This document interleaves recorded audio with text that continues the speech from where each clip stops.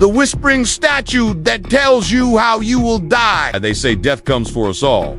But what if you could know how your end would come? Not when, but how. In the forgotten village of Mawuto, hidden deep within the shadows of the Congolese rainforest, stands a statue so terrifying that the mere mention of its name causes elders to fall silent. They call it Mubungo, the whisperer of endings. I shouldn't be telling you this story. The village elder warned me that merely speaking of Mubungo invites its curse into your life. But I've gone too far now, and so have you by listening. Because Mubungo knows you're here. It's already whispering your name. No one knows how old the statue is. Some say it predates the village itself, that Mawuto was built around it because no one dared to move it. Standing 7 feet tall and carved from black obsidian that seems to absorb light rather than reflect it. Mubungo depicts a faceless figure with its head tilted slightly, as if forever listening. When I first arrived at Mawuto, the villagers refused to speak of it. I had come to document African folklore, but whenever I mentioned the statue, conversations ended abruptly. Doors closed in my face.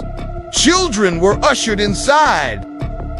It was Kojo, a village outcast with haunted eyes and trembling hands, who finally told me the truth as we shared palm wine under the cover of night. Mubungo knows how each of us will die, he whispered, his voice barely audible over the chorus of night insects. If you stand before it at midnight and place your hand upon its chest, it will whisper your fate into your mind. Not when you will die, only how. I laughed nervously.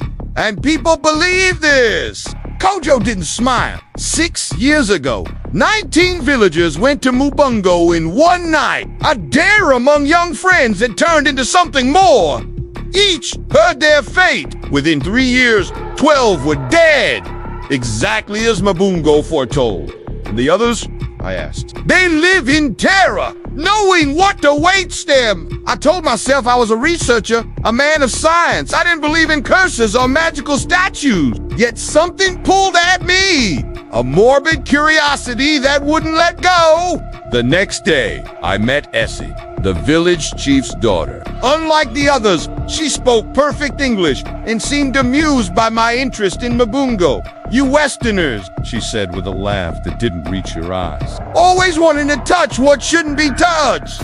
You don't believe in a statue's power, I asked. What I believe doesn't matter. Belief doesn't make Mubungo's whispers any less real. That night, unable to sleep, I found myself walking toward the eastern edge of the village where the statue stood in a small clearing surrounded by ancient baobab trees. The moon was high, casting everything in ghostly silver light, and there it was. Even from a distance, something felt wrong about the statue. Its proportions seemed to shift subtly when viewed from different angles. Though faceless, I could have sworn it was watching me. As I approached, the air grew colder. The night sounds, insects, distant animals fell silent. All I could hear was my own heartbeat and something else, a faint whisper, like dry leaves skittering across stone. I told myself to turn back. This was foolish. I didn't need to prove anything. But my hand was already reaching toward the statue's chest. The obsidian was warm beneath my palm, body temperature, as if alive. For a moment, nothing happened. Then the whispering began. It wasn't audible, not really. The voice spoke directly into my mind, bypassing my ears entirely. Ancient, dry, and somehow amused. It spoke in a language I'd never heard before. Yet I understood every word. You will die drowning in the dark, not in water, but in blood. Your lungs will fill as you scream, and the last thing you will taste is copper and fear. I jerked my hand away, stumbling backward and falling to the ground. My heart hammered against my ribs, and cold sweat soaked my clothes. I couldn't breathe. My lungs seized in panic as if already filling with blood. When I finally caught my breath, I noticed Essie standing at the edge of the clearing, watching me with an unreadable expression. "No, you know," she said simply. "I don't believe it," I gasped, but the tremor in my voice betrayed me. They all say that, she replied. At first, I couldn't sleep that night or the night after. Every time I closed my eyes, I became obsessed with avoiding anything that could lead to my prophesied death. I refused to visit the hunting parties, fearing an accident with a spit. I stayed away from the river, though the statue had specified I wouldn't drown in water. Kojo noticed my deterioration and invited me to his hut for tea. The knowing is the curse, he said, his hand steadier than mine as he poured steaming liquid into clay cups. Not the death itself. Have you heard your own death from Mo? I asked, his eyes clouded. I will be consumed by fire, he said matter-of-factly. I've known this for 20 years. I nearly dropped my cup. How do you live with that knowledge? By accepting it, he said. But most can't. They fight against fate and drive themselves mad in the process.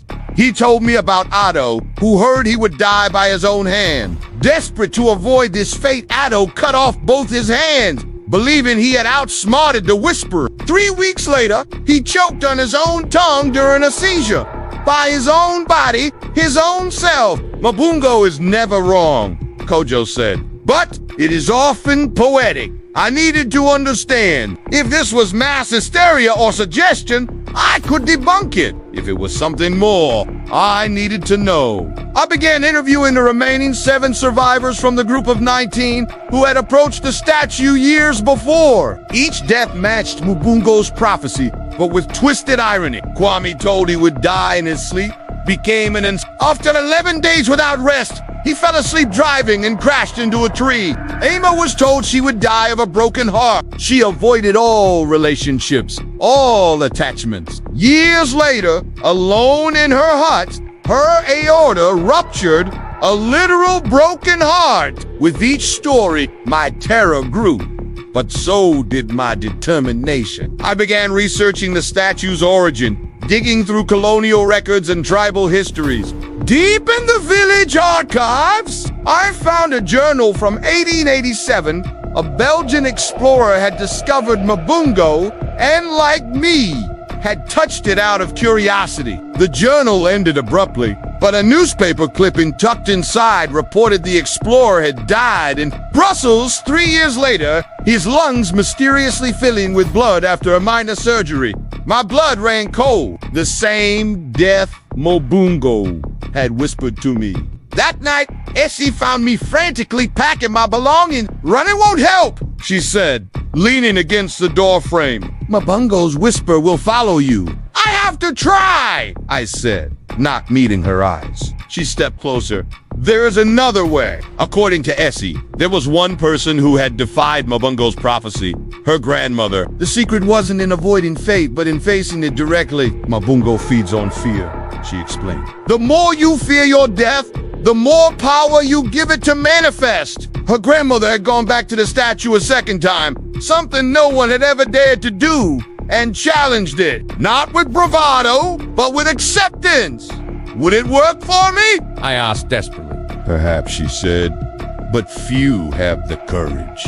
I spent the night in torment, weighing my options. In the morning, my decision was made under the blood-red light of a setting sun. I returned to Mubungo. The statue seemed to lean toward me as I approached, eager for my fear. My hand trembled as I reached toward its chest, but this time I was prepared for the voice. You still fear drowning in blood, it whispered in my mind. Your fear is delicious. I don't fear how I'll die. I lied, my voice cracking. I fear not truly living before I do. Something changed in the air.